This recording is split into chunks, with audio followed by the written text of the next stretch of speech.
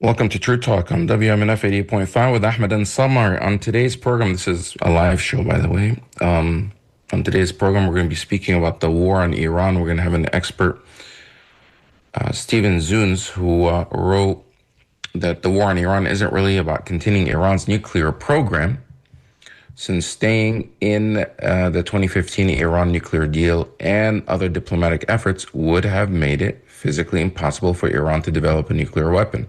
So what was the attacks on Iran all about?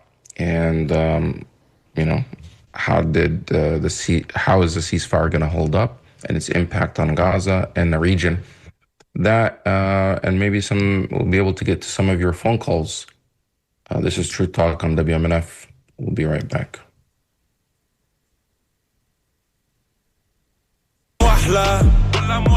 دق دق دق كلها تشوف الدنيا كحلة سحرة قحلة دق دق دق باش تشوف الدنيا أحلى والحومة مفحلة دق دق دق تستنى في عسل النحلة صبورة كحلة هزنا الطيار ورمانا في عقب الرحلة ضايع بين الحيوت وما لقيتش بلاصة حومة بين بلاد الهوت يما خلوني بشيخة مسموت وحكموا ناس الراقة والكراسي بالهبوط نحب نشد الروت ونقلب المناظر نقلب وجهي من هنا يما ما نحب نعيش الأحياء بالموت نوفا كيما ولد الجارة بشي خاطب له يا ليلي ويا ليلى وش باش نشكيلك يما وقالوا لي ليلى صغير وفي قلبي غمة حب ندير وندير الفوق يحبوا يقصوا لجناحي وليدك راني مخنوق ومنك طالب اسماحي ريوس الرجالة ميلة رزنك بالتخمام وبالشيخ عالم خاخم بعيلة ولاد الحومة اشواتنا مقايلة شرف العينين بالخير ما هيش مستفيلة حبوا يسوقونا كيف الزيلة ومربط في زريبة وخطوة السكينة مكيلة.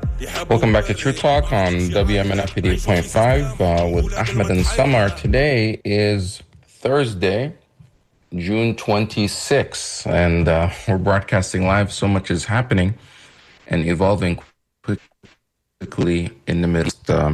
Since we talked since our show last week, the United States got into the war and did a one-time bombing so far of nuclear sites, and now there's a dispute on how effective it really was.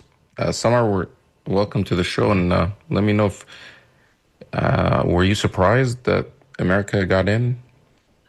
I'm not sure if I should say surprised, but maybe because I kind of thought really he's going to wait 2 weeks, and I was wondering why 2 weeks, and maybe it's the 4th of July. So he's going to do fireworks for 4th of July. So I didn't expect it to happen so soon. But Ahmed, never a dull moment when Trump is a president. Like every day, if not every hour, you have something developing. You have something going on because he does not stop posting on Truth Social or on Twitter. Yeah, he wants to be in the news daily, it seems. Hourly, or at least, yes. He drives the news every day with his tweets and impacts the stock market and other things. But so you kind of fell for the ruse, the head fake, where he said it's going to be 2 weeks, but in reality, he was already planning to bomb those nuclear sites. Yes, I fell for it, except that maybe a couple of hours later, you know how they track flights? There are people who just tracking flights, and they said, okay, there are bombers who went to the Pacific Ocean and ones who went to the right. So then I started to be alarmed that something might be happening. Right, the B-2 bombers you're referring to, they were heading west towards Guam, and that's what the media reported about, but they didn't talk about the ones that actually also went east. So that's further. But it just seems like it's more of just theater. I mean, these bombs were never used before, and these 30,000-pound bombs, and they could only go down as far as 60 meters or 61 meters. And the photo a nuclear site where the enrichment is happening is something like 80 meters or more. So those bombs wouldn't have necessarily been able to reach it. The only way it would have been possible is if they drop multiple bombs, in sequence. So the first bombs dig the hole deeper, go further, but then you have to drop the subsequent bombs on the exact same hole or crater that was made so it can even go further down. It's kind of like something out of the Star Wars. You have to, hit the target multiple times in order to get to it. But now there's basically talk that a lot of this uranium has already been moved, the enriched uranium, beforehand to a different undisclosed location. And the initial assessment by the United States, which was leaked, that it only set back Iran about 6 months, around 6 months. So it didn't really do that type of damage, but Trump and Netanyahu are acting as if they destroyed Iran's efforts to enrich uranium forever. And definitely Netanyahu is using it as a way to show his popularity in Israel now, where he was actually, it was declining, and now he's in a stronger position. So when we talk to the professor later today, or just in a few minutes, I'm eager to know, well, what was the real reason? And I had my own speculation along. If Israel, who started all of this, never even had the weapons to be able to destroy the nuclear program, why did they initiate this to begin with? Why did Netanyahu, go on this campaign when they didn't have the ability to actually destroy their nuclear program? Yes, and I was just reading, Ahmed, that the targets were when Israel launched its unprovoked attack on Iran were not really directed towards the nuclear program as much as if they really want to do a regime change. And, whenever I hear somebody talk about a regime change in a country, I always remember Saddam Hussein, and I remember other places in the Arab world like Libya, because people assume that the day after is going to be bright and is going to be successful.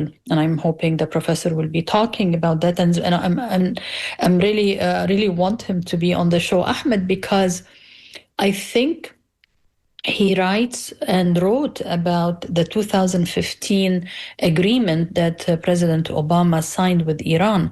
So if you look at the points or the issues that were part of that agreement, you realize that maybe Iran wasn't even planning to build a nuclear bomb.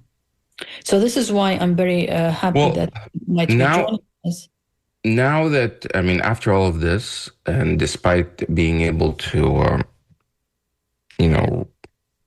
because for religious reasons, the supreme leader, who is now, they're trying to find him, he's in hiding.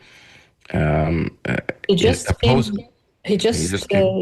today, and okay. Well, he had been in hiding for a while. They thought that he killed him or something, that Israel bombed him or killed him, but no. And actually, many people, Ahmed, of what Israel claimed that they have taken out the top of the Republican Guard.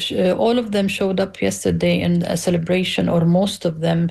So maybe this really insinuates that they were even spreading propaganda because they were hoping that somebody might have a coup or... Right.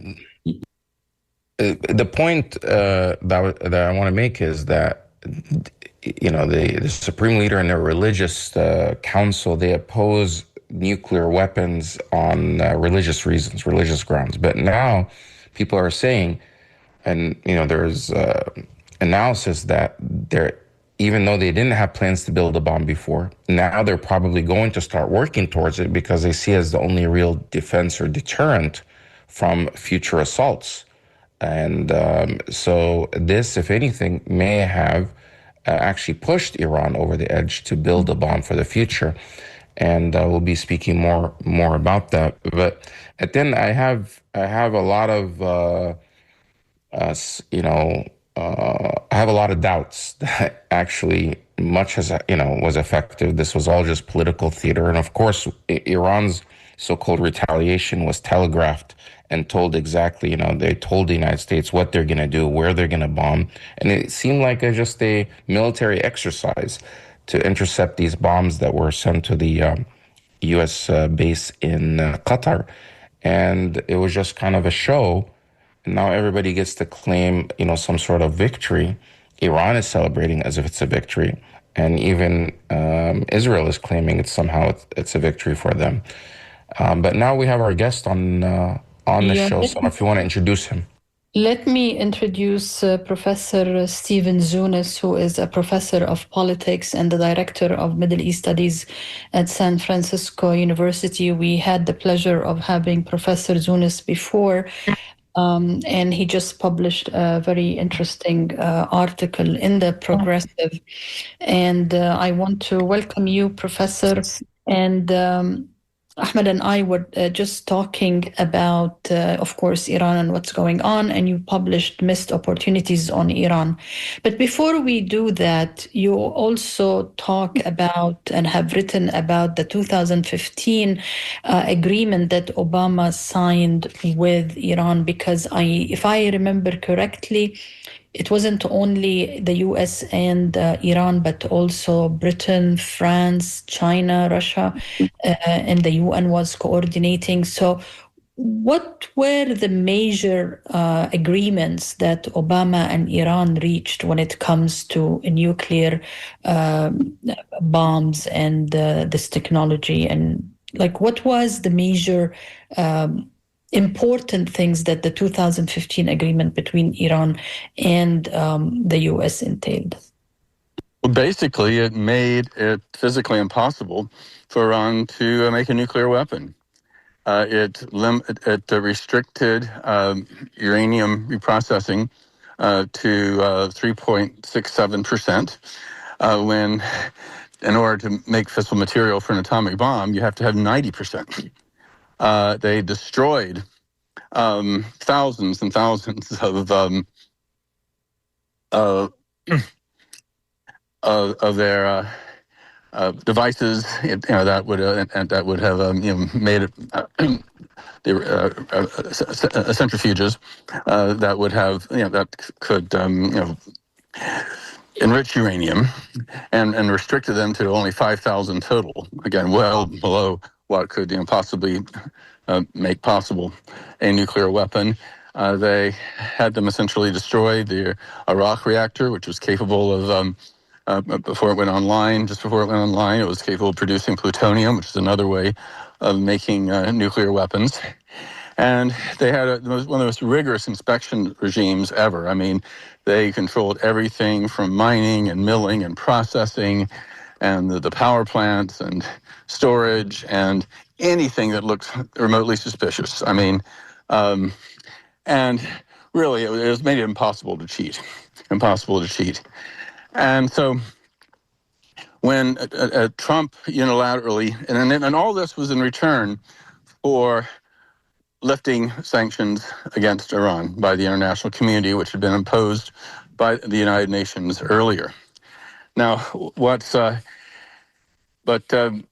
Trump reneged on the agreement, he not only put U.S. sanctions back in place, but he made clear that other countries had too, mostly because if any government or any company continued to trade with Iran, the U.S. would boycott them, sanction them. So, for example, Total, the big French petroleum conglomerate, if they continue to work with the Iranian oil industry, the U.S. would essentially close all their gas stations here in the United States and everything else. And so, they've so there's a lot of pressure, and the sanctions, were imposed, and with devastating effects on the Iranian economy. I mean, the Iranian government has kind of been screwing up the economy anyway, but this made it even worse. And so it was a real setback. I mean, none of the other partners thought it was reasonable. Iran had been abiding by it 100%, and so we would not have had this crisis if Trump hadn't broken the agreement during his first term. which underscores my belief that the bombing was really not about the nuclear program. The United States, backed by Israel, was just looking for an excuse for war. If they kept the agreement in effect, there would have been no excuse for war. So, what was Iran doing since 2017 when it comes to its nuclear program? Was it developing anything, or? Oh yeah. They were when they figured if the United States, the international community, are not going to go through their end of the deal, neither will we. And so they started increasing enrichment of uranium well beyond the 5,000 centrifuges limit and well beyond the 3.67% limit. Now, still, and they're up to maybe 60%. Still well below what could be, make a nuclear bomb, but it was heading in that direction. So there's no evidence whatsoever, and U.S. intelligence confirmed this, that Iran had a nuclear weapons program. It was 100% a civilian program. However, by enriching uranium to that higher level, it gave some concerns that they could branch out, fork off to a militarized direction, and build a nuclear bomb within the next couple of years. Now, of course, Israel already has a large arsenal of nuclear weapons, as does India and Pakistan. They are also in violation of UN Security Council resolutions. But the United States has blocked the UN from enforcing those resolutions. In fact, they provide nuclear-capable fighter aircraft to all three countries and signed a nuclear cooperation agreement with India. So again, the concern here is not nuclear proliferation. It's an excuse to go after what is the only recognized government in the Middle East that has been challenging U.S. hegemony in the region, that has challenged Israel. And so that's really what their crime is. Okay, so when Israel bombed Iran, I was just reading maybe today, I think in the New York Times, saying that what Israel bombed was not really effective in terms of stopping the nuclear program for Iran, that they were really targeting areas where they could find a way to do a regime change, or as if they were hoping that there would be a coup, or I'm not sure if they were planting somebody, and if they really thought that the son of Shah could really come back on an airplane and assume the Shah rule in Iran. I mean, what was the thinking of Israel? Or were they just dragging the U.S.? I mean, you're certainly correct that, that Israel bombed, had targeted sites that had nothing to do with Iran's nuclear program, and even beyond their various military facilities. They bombed industrial and energy sectors. They even bombed the main media center in downtown Tehran. They killed nearly 1,000 Iranians, the vast majority of whom were civilians.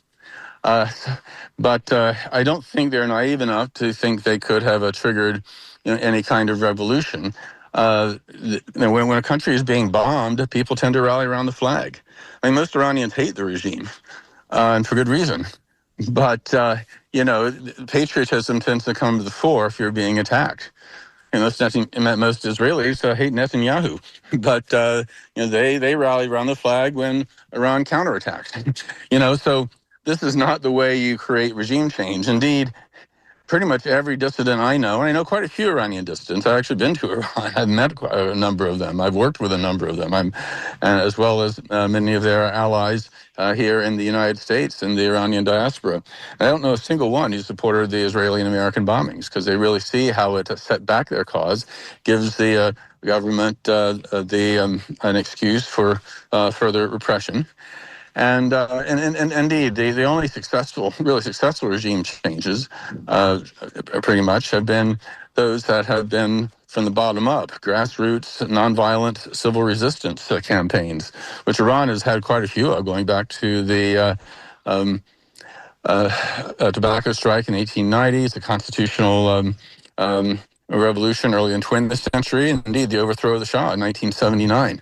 So, but they And unfortunately, of course, they slid back into authoritarianism after the Shah was overthrown. But basically, the Iranians are very good at mobilizing themselves to topple governments, and they don't need outside help, especially if that help comes in the form of bombing, which again weakens their movement instead of strengthens it.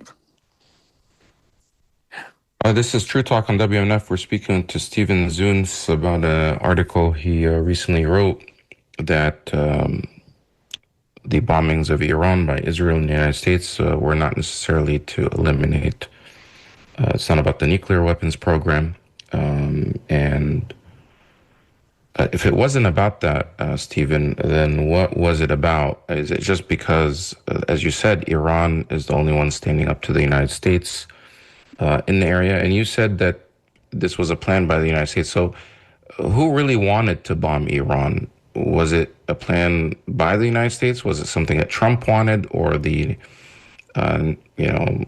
military-industrial complex, or was it Netanyahu and the Israelis? Well, both the United States and Israel have been targeting Iran for a long, long time. And again, they're a very reactionary regime and very repressive, very right-wing.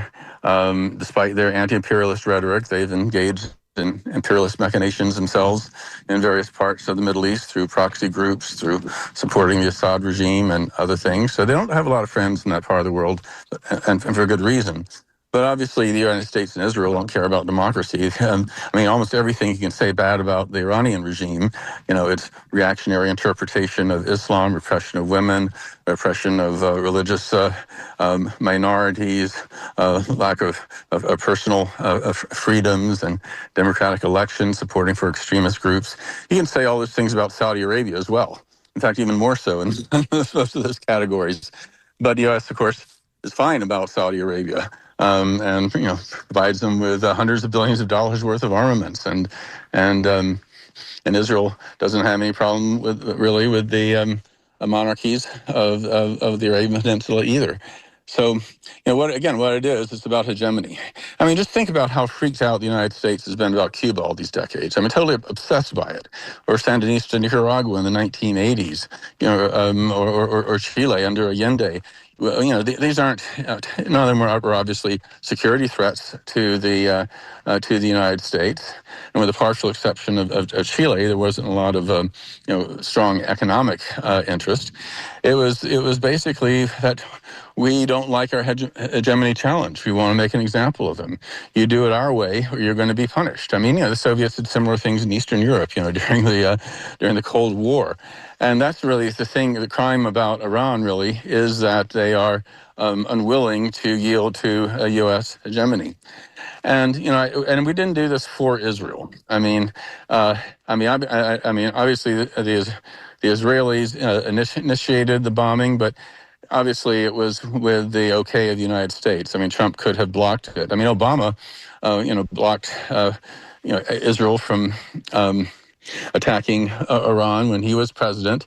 Indeed, if you look back at a whole series of presidents, Eisenhower, Nixon, Carter, Reagan, the senior president Bush, Obama, when Israel was engaged in or threatening to engage in, military operations that the United States thought were contrary in their interests, the U.S. was able to get to either prevent them or stop them in progress.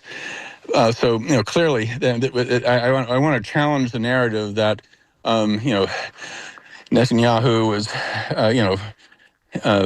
being led by the nose by Bibi. I think that he was some kind of hapless victim of Israel and AIPAC or whatever. The U.S. has been targeting Iran for some time. In fact, during the Biden administration, I think just last year, in fact, there was a joint military exercise with U.S. and Israeli air forces that were to simulate an attack on Iran. So again, this is something that's been at work for a long time. The U.S. hasn't even had diplomatic relations with Iran since 1979. We are very, very hostile to the to the regime, and so this is really nothing new. I think the only reason that the U.S. hasn't attacked Iran beforehand was I think there was a broader consensus among strategic analysts and high-ranking military officers that it wouldn't do any good. Really, it would be, if anything, be counterproductive, and it entailed a number of serious risks. But Trump isn't the kind of person necessarily likes to listen to the advice of experts, and that's how it went ahead. So, if Netanyahu has been obviously, there's all these clips and articles showing that Netanyahu has been sounding the alarm about Iran's nuclear program and bombs for the past 30 years, saying it's just about to happen. Obviously, he has been lying all along because they still haven't had it. So what has been his motivation in, championing this, like making it his life's goal to bomb Iran? Obviously, that again, Iran is a challenge to Israeli hegemony as well. Most Arab states have gotten in line to some degree or another, and also it's a distraction. I mean, everybody's been talking about Palestine, the ongoing genocidal war there, and the starving of people, these massive war crimes, denying food and medical aid, and massacring people lining up for food, and leveling entire towns and neighborhoods and things like that. But what have we been talking about the past 2 weeks instead? Iran. This is just as the European countries are finally, talking about sanctions and putting more pressure, as criticism here in this country of U.S. unconditional U.S. support has been getting higher and higher. I mean, this is the perfect distraction.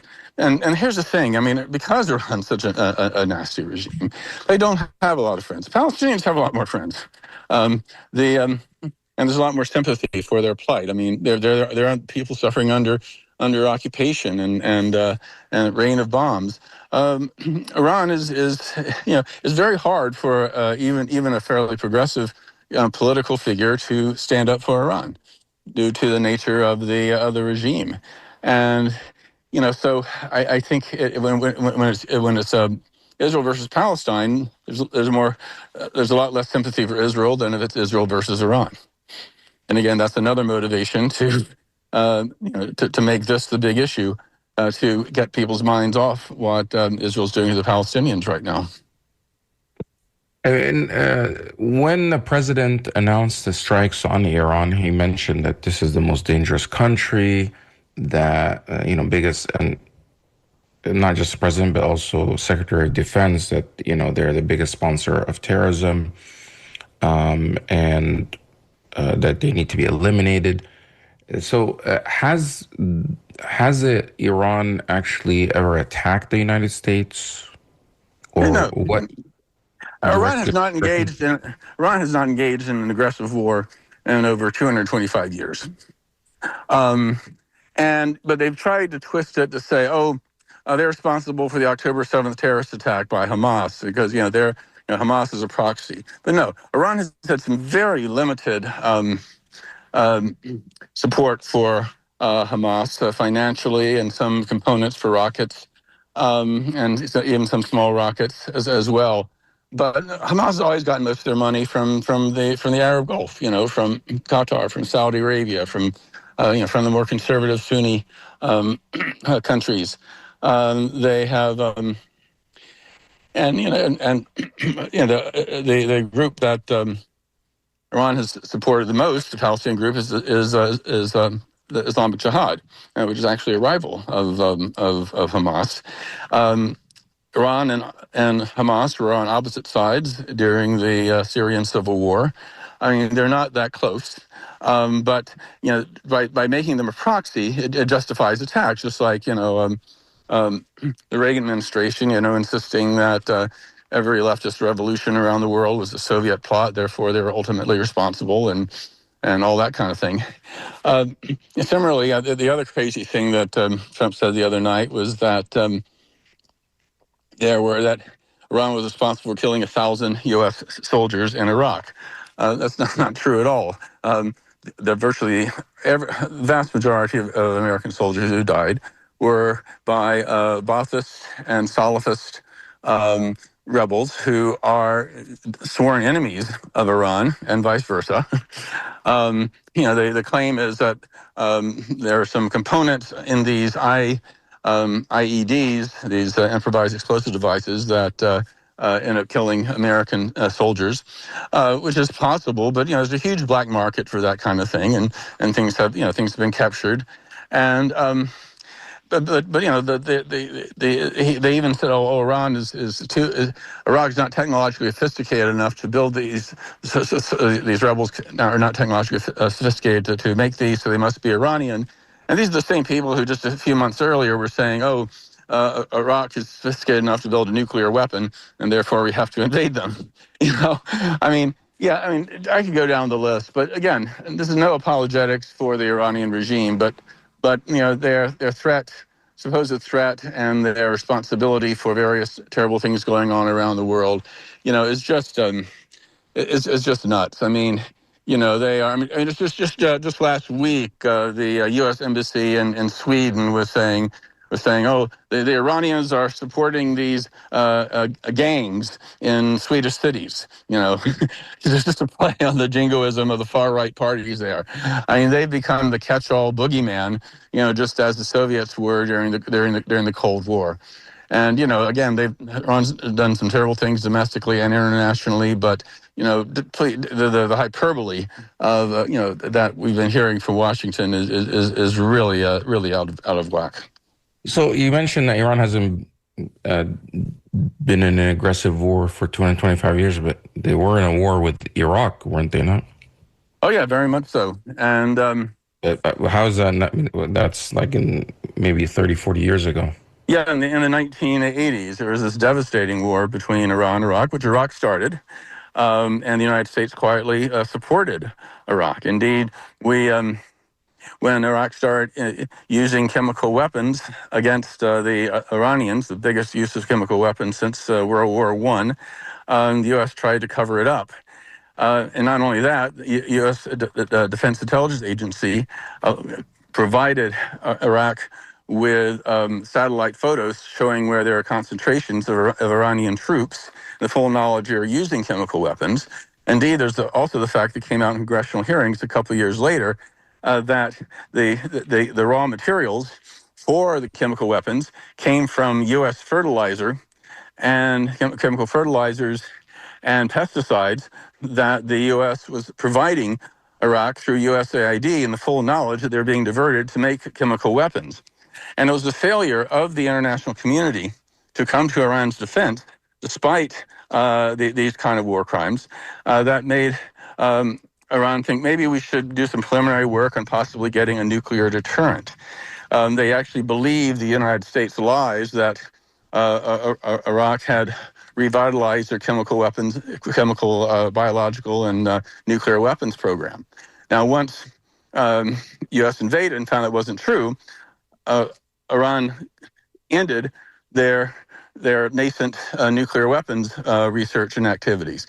But because they had done that without reporting it to the International Atomic Energy Agency, that's when the UN put those special restrictions on Iran, saying they could no longer engage in nuclear reprocessing, which every other country that signed the Non-Proliferation Treaty is allowed to do. So again, here we go back to the roots of the crisis. It was U.S. policy of initially supporting Iraq's chemical weapons program and attacks on Iranians, and later lying about their reconstituting it, which got the Iranians paranoid enough to start doing this preliminary nuclear weapons research. This is True Talk on WMNF 88.5 FM, and Ahmed and I are talking to Professor Stephen Zunes, who is Professor of Politics and the Director of Middle East Studies at San Francisco University. He just published a very interesting article called Missed Opportunities on Iran, and I think it was published in the Progressive. Professor, I want to ask you about the retaliation of Iran to U.S. bombing. It seemed so coordinated or so well thought of, like as if they wanted, to retaliate for the sake of their own people. This is what I felt. Like, is it really true that they coordinated with the with Qatar coordinated when they're going to be bombing Al-Adid base. And also, I mean, they had other options close by, like Saudi Arabia or Kuwait or Bahrain. Why did they pick Qatar? And was it really a very calculated step that they didn't want to stoke this US power, and they just wanted maybe to save face? Exactly. I mean, though Israel had damaged a lot of Iran's offensive military capability, they still had quite a few missiles yet, as well as drones and other things that could have attacked bases of the more than 40,000 U.S. troops that are stationed within just a few hundred miles of Iran. They could have attacked U.S. ships in the Persian Gulf. They could have even tried to close the Strait of Hormuz, where 20% of the world's oil supplies go through, creating which would obviously reverberate on the global economy. They could have done a lot of things. Instead, they chose to fire maybe 16 rockets, which they were just small enough that they knew the U.S. could intercept them. They warned Qatar ahead of time that this was happening, again, emphasizing they're only targeting this U.S. base, and they weren't, targeting Qatar itself. And so it really was choreographed quite deliberately, again, to show that they wouldn't just allow to be attacked by the United States and this unprovoked attack, and would not fight back. But they also not to want to escalate into a major war. And the calculations seemed to work, because indeed, Trump was able to not respond with a threatened massive retaliation that he had threatened on Saturday night, but instead used it as an excuse to demand a ceasefire. Didn't Trump say that he's going to be meeting with Iran? I think this is one of his tweets. We're going to meet with them next week. Does he always want to do something that Obama did?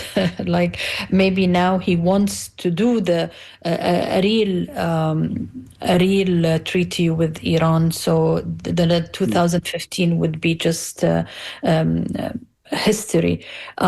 Is he looking for really doing a peace treaty with Iran, or figuring out a way to manage their nuclear program?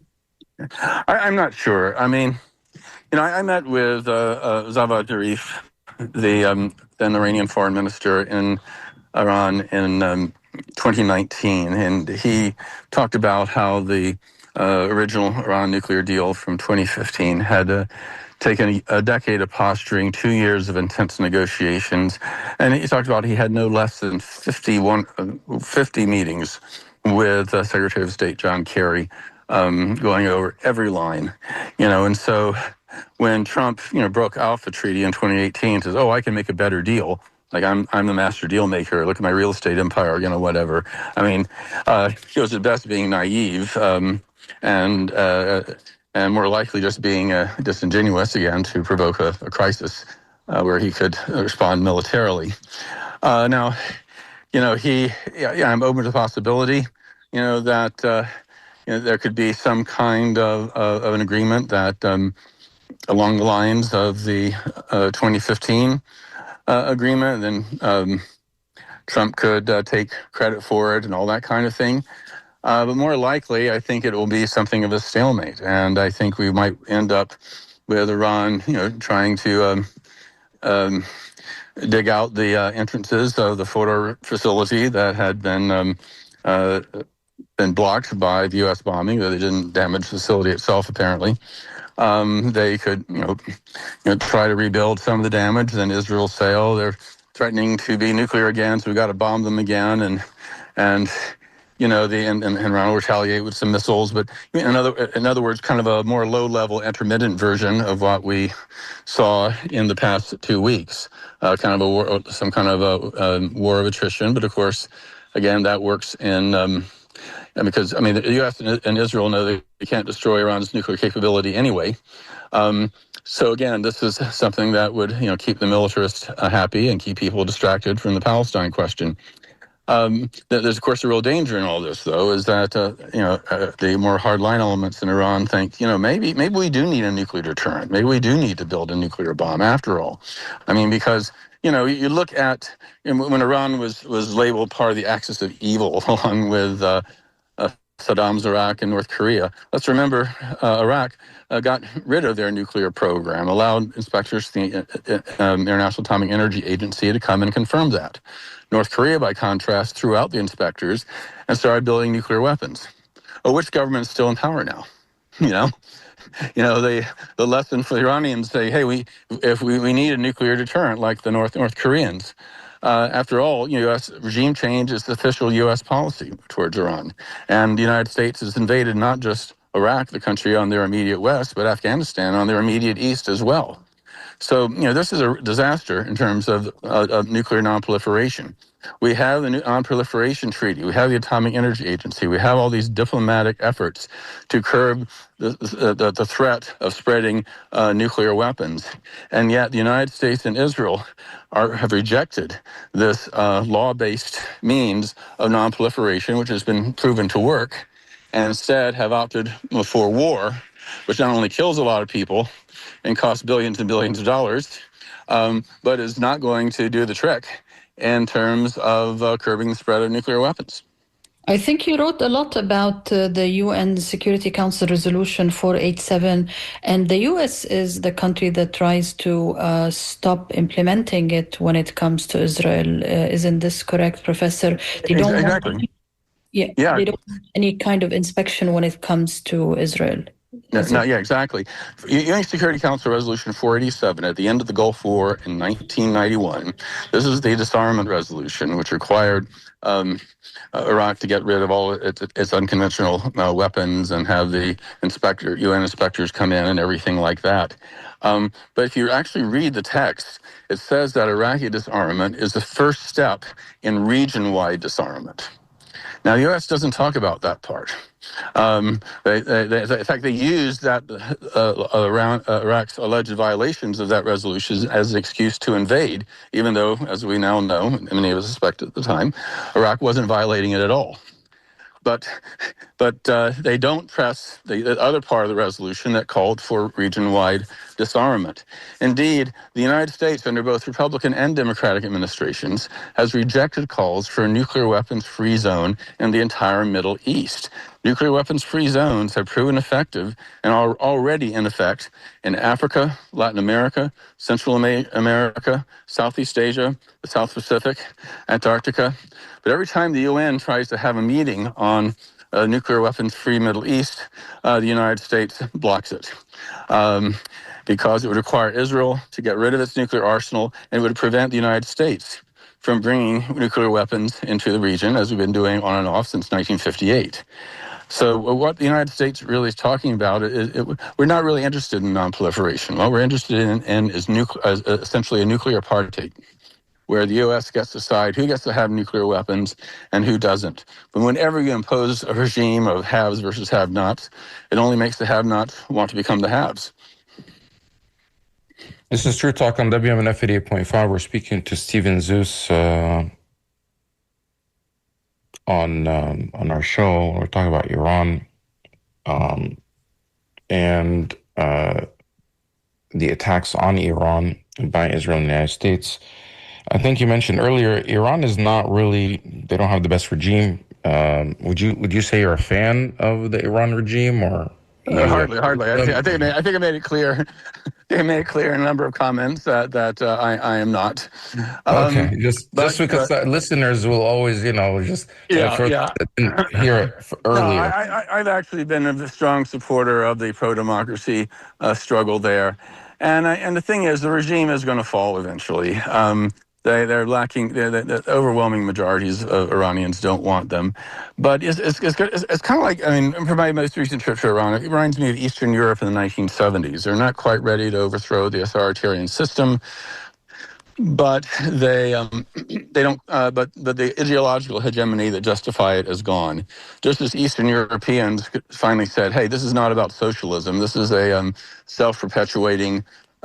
Autocratic, corrupt elite that use socialism, socialist rhetoric as an excuse to keep in power. And similarly, a common slogan in Iran is the Islamic Republic is neither. I mean, even those who may like the idea of an Islamic Republic in theory, recognize that that the regime is engaging in very un-Islamic policies and is repressive and is corrupt, and people are sick and tired of the social conservatism and everything else. I mean, the only reason the Islamists came to power in the first place is that when the U.S. overthrew the democratically elected government in back in 1953 and brought the Shah back into exile, who was a very brutal dictator. I mean, his secret police, the Savak, murdered and tortured, hundreds of thousands of Iranians. Many fled into exile or were otherwise silenced, killed, imprisoned. And it was so effective at wiping out the liberal, leftist, secular, and nationalist opposition. Almost the only organized opposition left came from the mosques. It was the clerics. And Iran, unlike most of the Islamic world, is Shia. And the big difference between the Sunni and Shia faith, Sunni Islam is pretty egalitarian. The Shias have a strict hierarchy. The Ayatollahs are essentially the equivalent of the cardinals in the Catholic Church. So in addition to overseeing houses of worship, they have whole networks of schools and hospitals and social services and that kind of thing. So they had the social base in which they could come and dominate the revolution and take over. And for various reasons, a particularly reactionary brand of Shiism ended up dominating. But the Iranians are not super religious in the way, at least in the way that the Ayatollah Khamenei and those characters are trying to impose things. And but again, we're using it's a problem that the United States is responsible for ultimately. That is then used as an excuse for hostility and war. It's a classic case of what people call blowback. Short-term victories, short-term tactical victories end up being strategic disasters. And it seemed like history was kind of repeating itself, that this could potentially happen again had they moved forward and tried to do a regime change, because there was a lot of talk about regime change last week. Even Trump tweeted about it, that, it became obvious that really the goal was not to eliminate Iran's nuclear weapons, because they really couldn't without putting boots on the ground or doing an invasion. But it was more about regime change. But now they kind of pulled off on that for now. And had they done regime change, it would have been just regime change, the military force from the outside ends up in situations like Iraq, like Libya. The places where regime change from the bottom up, non-violently, they have a much, much more likely chance of creating a stable, democratic country. But look at the U.S. and the Middle East. Do we really want democracies? All our friends there are dictatorial regimes or occupation armies. I don't think the United States would necessarily like to see regime change if it was truly democratic and truly representative of the Iranian people. It's kind of like there's a strong sense of nationalism in Iran. Iran's been a major regional power on and off for 2,500 years.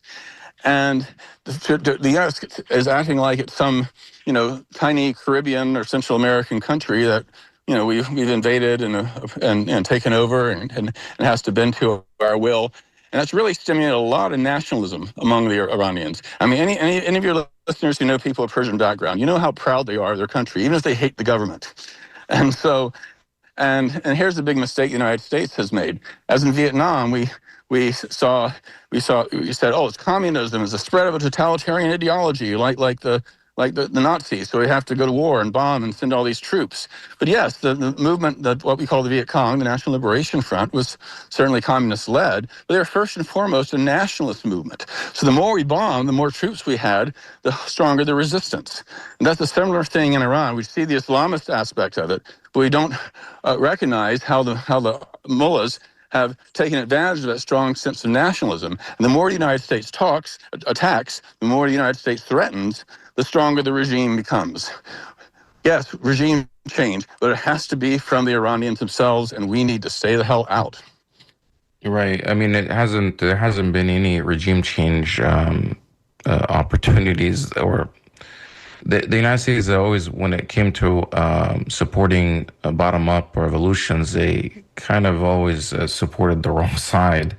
Yeah. Usually, the dictators or even counter-revolutions against the will of the people there. But I wanted to just, we only have like 3 or 4 minutes left. I wanted to, go back to something you said earlier, that this was really just a distraction from the genocide that's happening in Gaza.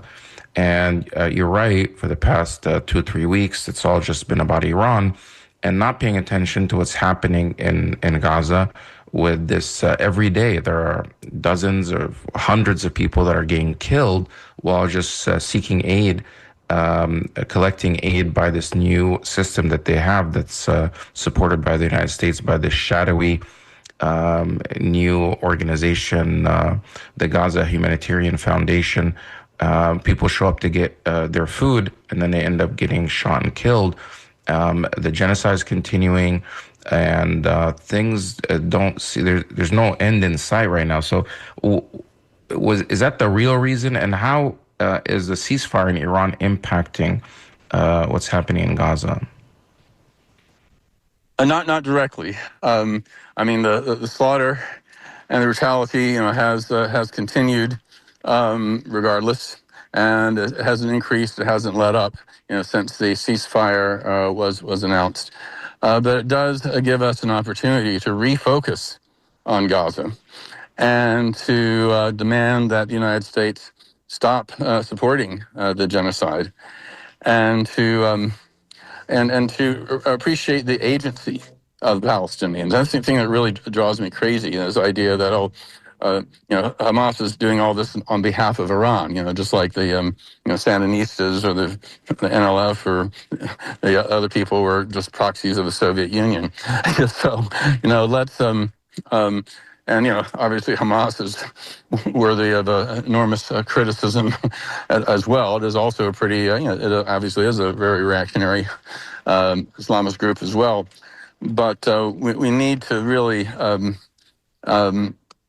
press that Palestine is really the central issue in the Middle East. It has been, for many decades, and that there's going to be instability and war, even until not just in Palestine but beyond, if we don't address and recognize the Palestinians' fundamental rights. Okay, well, we're going to have to end it here. I want to thank you for being on the show with us, and we hope to have you back on in the near future. My pleasure. Thanks for inviting me. Yeah, thank you so much. Samar, so we can't end the show without discussing the huge upset in New York mayor race, and the upset of Andrew Cuomo by Zohran Mamdani, this young 33-year-old Muslim who could potentially be the first Muslim to be the mayor of New York City. Were you surprised by the results? In a way, yes, I was surprised by the results, but it seemed that he had the support of many young people, progressive people, and people from all walks of life. I was looking yesterday at statistics, and it said actually one of his largest constituents were young Jewish Americans who live in New York. But Ahmed, the level of Islamophobia that is out there, the level of I'm sure people have seen maybe the images of the Statue of Liberty covered by like a veil or a shadur, what the Iranians wear, the black cover that covers the women from head to toe. Welcome to Sharia in New York. And then you have people in Israel, Bedier, this racist group that says, come on, Jews, you have to leave New York. And so interesting to find other Jews saying, no, this is our town. Right. And actually, many of us voted for Mamdani. It is. I mean, I think it's people are just fed up with this establishment, and again, the Democrats are putting up the same old, They don't tired, learn. They the don't same, learn. yeah, the same politicians that people are tired of, and they want change. So we're out of time. This is WMNF Tampa. Have a great weekend, everyone. The news is next, and congratulations to